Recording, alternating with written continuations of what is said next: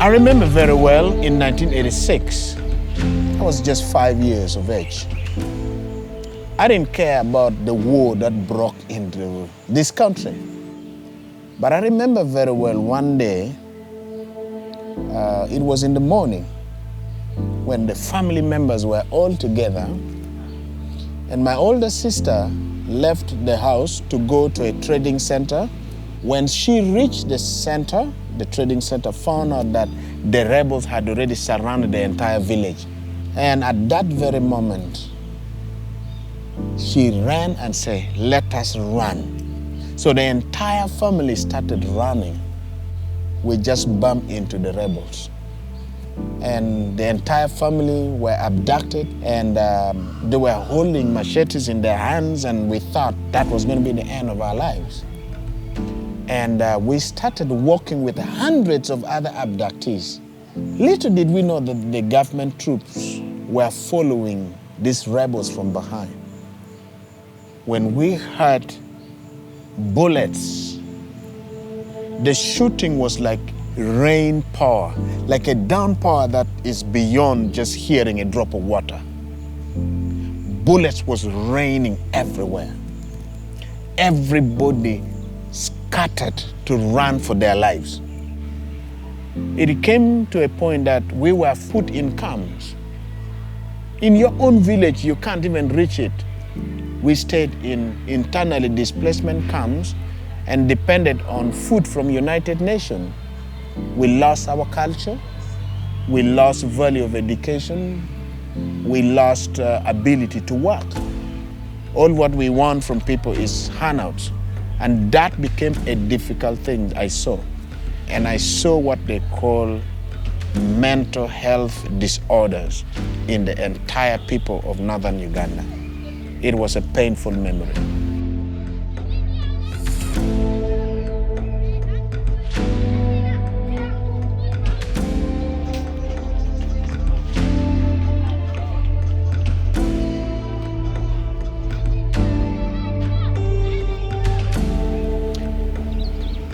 The war in northern Uganda was a big strike in everybody.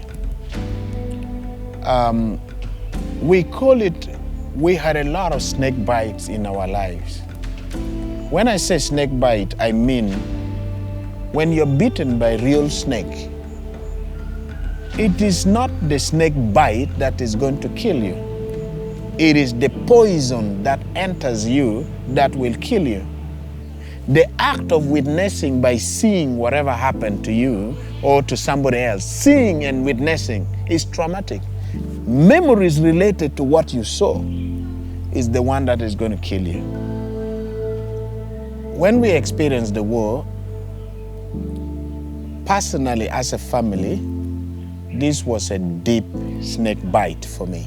And that became a deep poison within me. Looking forward to the answer was a big question for me. How can I sort out the big question that why my family? Where is God when things like that happen? If He is divine and all-powerful, why can't He just stop the things? And I started seeing the anger, the unforgiveness, the pain towards group of people, towards certain family, towards God. The answer started unfolding, and I saw the reality has come. So definitely I began to see healing begins in my life. And that was the beginning of trauma healing in my life.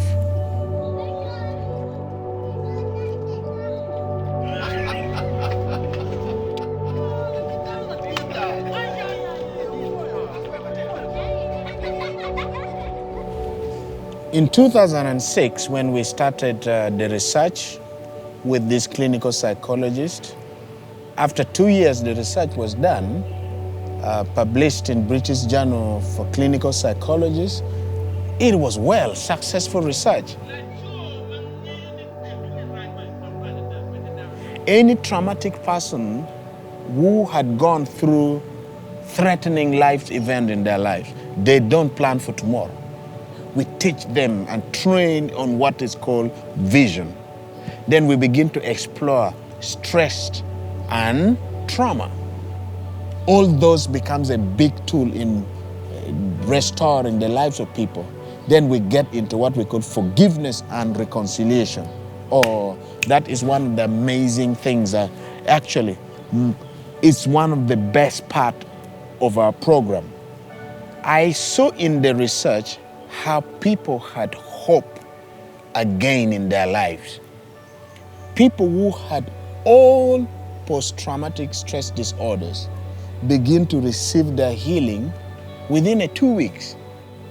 And as I continued to pray, the Lord gave me a vision.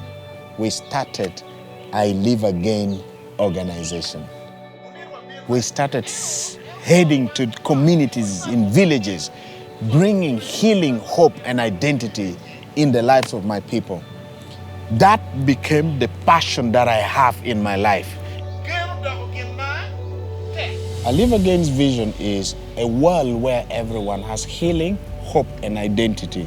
Identity in Christ. We can do everything in this world by giving food, handouts, and giving accommodation. And if people don't find out their identity is in Christ or in God, there's going to be a problem. Knowing Christ, knowing the way to peace. When Christ was about to die, he said, "Peace I live with you, not as the world does." Why didn't he say, "Food I live with you"? Why didn't he say, "Hope I live with you"? As much as hope is important, when peace is not there, you struggle to receive the hope. We are not peacekeepers. We are peacemakers. If you make peace, it is sustainable. And that is what I'll tell the world. Be peacemakers, and you'll be a happy man. And you'll be a happy woman. And you'll be a happy child somewhere.